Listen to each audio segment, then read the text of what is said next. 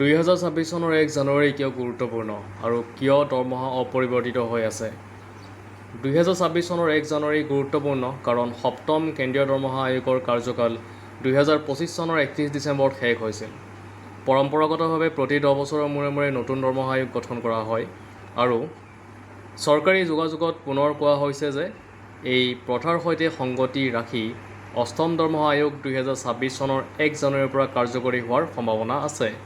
কিন্তু সেই তাৰিখে কেৱল ৰেফাৰেন্স পইণ্ট হিচাপেহে কাম কৰে। অধিক দৰমহাৰ বাবে স্বয়ংক্ৰিয় ট্ৰিগাৰ হিচাপে কাম নকৰে। কেৱল কেলেণ্ডাৰ আগবাঢ়ি যোৱাৰ বাবেই দৰমহা আৰু পেন্সনৰ পৰিৱৰ্তন নহয়। পে কমিশ্যন আনুষ্ঠানিকভাৱে গঠন হোৱাৰ পিছতহে ইয়াৰ পৰামৰ্শ দাখিল কৰাৰ পিছত আৰু চৰকাৰে সেইবোৰ গ্ৰহণ কৰি অৱগত কৰাৰ পিছতহে পুনৰীক্ষণ হয়।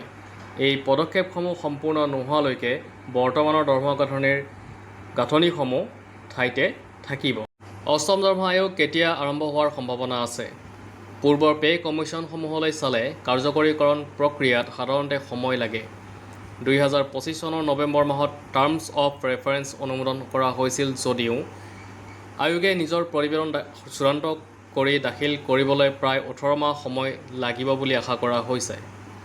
পূৰ্বৰ সময়সীমাৰ ভিত্তিত 2026 চনৰ ভিতৰত সংশোধিত দৰমহা স্কেল কাৰ্যকৰী নহ'বও পাৰে আৰু 2027 চনলৈকে সম্প্ৰসাৰিত হ'ব পাৰে।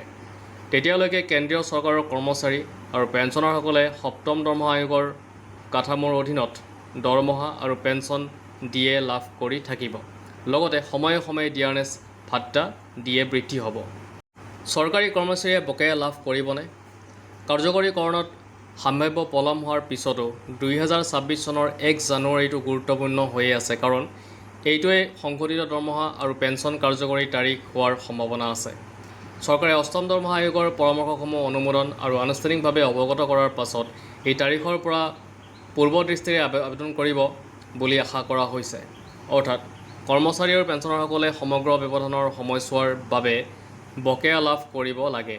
উদাহৰণস্বৰূপে, যদি 2027 চনৰ মে' মাহত সংশোধিত দৰমহাৰ বিষয়ে অৱগত কৰা হয়, তেন্তে 2026 চনৰ জানুৱাৰীৰ পৰা 2027 চনৰ এপ্ৰিললৈকে বকেয়া ধন প্ৰদান কৰিবলগীয়া হ'ব।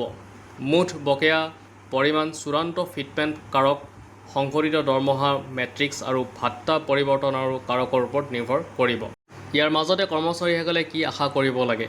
এতিয়াৰ পৰা 2026 চন আৰম্ভ হোৱাৰ বাবে মৌলিক দৰমহা, পেন্সন, ভাত্তা আদিৰ কোনো তাৎক্ষণিক পৰিৱৰ্তন নহ'ব।